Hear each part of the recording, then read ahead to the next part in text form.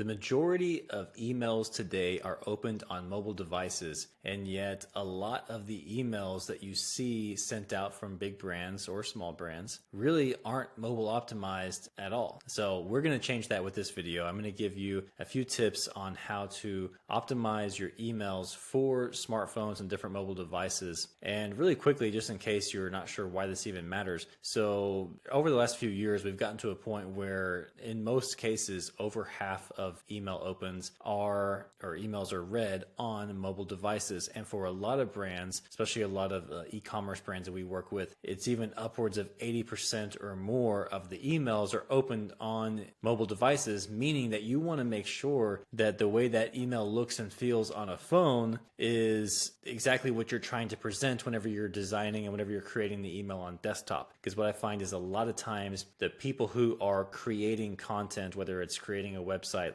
creating a landing page, creating an email, whatever it is, we tend to be at our desktop in front of a big screen where everything looks really nice and everything is spaced exactly, how we want it. But then the end user who's consuming that content is on their phone, just like the way we consume the majority of the content. So you want to make sure you're putting more emphasis on that. So the first place you can start is actually not with the email itself, but with the subject line. So considering that most people are opening and reading these emails on their phones, you need to keep your subject lines a little bit shorter so that way it actually shows up in the text preview of whatever email app they're using. So a general rule of thumb is to keep your subject lines to 41 characters or less, and then the preview text below that can be a little bit longer, but I like to keep them. I also like to keep those short as well. Then for the email itself, now when it comes to the email text, you don't want to have these long drawn out paragraphs of copy. For one, it's just intimidating. It just looks like a lot of work to have to go read all of that. And especially on a phone, you just have so much text on the screen. It looks more like a book than an email. So you really want to keep all of your paragraphs short, and you want to make every sentence concise, and you want to focus on, I would say, concise, impactful copy where you're trying to say a lot in as few of words as possible. So that way,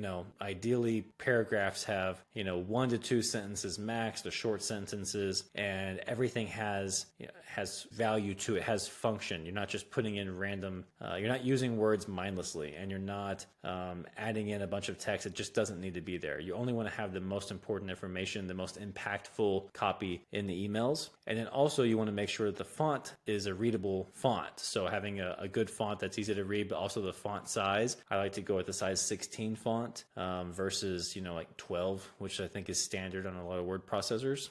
And you also want to make sure that if you've got text on images, that you can easily read the text in those images on the mobile device. So that means a lot of times it means creating a different version of that image for the mobile version of the email than the desktop, because a lot of times, again, it looks great, it's easy to read when you're on the desktop version, but then if you don't customize that photo and it's just automatically resized for the mobile for a mobile device, that text is going to get really small, and sometimes it just gets hard to read, or it just doesn't quite match up right anymore. It's just way smaller than all the other text in the email, and you don't want that either. And then as far as design goes, you really want to think of it as, I really recommend just going through some of your favorite apps on your phone and looking at how the information is displayed on your screen, because a lot of the biggest apps, or I should say a lot of the most successful apps out there, they invest a lot of resources into making sure that people have a great user experience on their phone, making sure that people keep coming back to that app, that whenever they get on the app, they stay on the app. So you want to look at, again,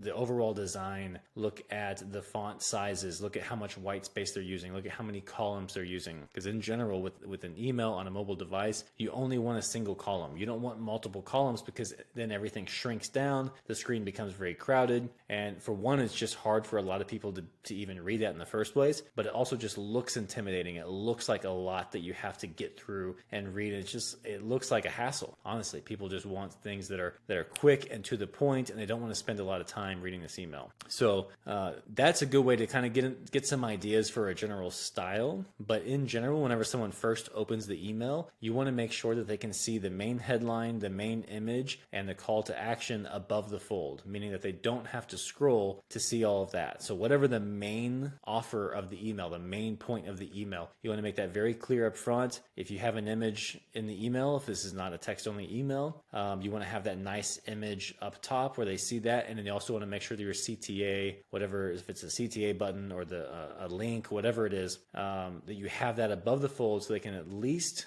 get those main pieces of information and click through and then convert on the offer, whatever it is, without having to scroll. Because again, it's just one of those things where, the subject line is just trying to get someone to open the email. And that first little bit is the first line is trying to get them to read the next line or move down and maybe just click that button. And then that button's trying to get them to the page. It's then trying to convince them to add it to cart, right? And then every time you create friction in between each one of those steps, you reduce the likelihood of the person taking that next step. So you want to make it as clean and simple as possible for that initial screen that loads in the email on their phone. And then they can scroll down and that's where you can fill in more information, add in more images, more context, all of that. But you just want to make sure they can get everything they need without scrolling. That way you can hopefully hook them before they just archive it and move on to the next email. So that's it. Really, the main thing here is as you're creating the emails and you're building them out in your email software, just make sure that you prioritize the mobile view over the desktop view. And assuming that you are someone who uses your phone a lot and you consume a lot of content on your phone, go with what you think looks best. This doesn't have, you don't have to be all these, you don't have to have all these crazy, rules and design laws that you have to follow. You can get advanced like that, but I would just say, start off just keeping it clean, concise, and just something that looks nice and looks very easy to digest and something that you would want to get on your phone, and start there and then continue to test from there. So that's it for this one. I will see you in the next video.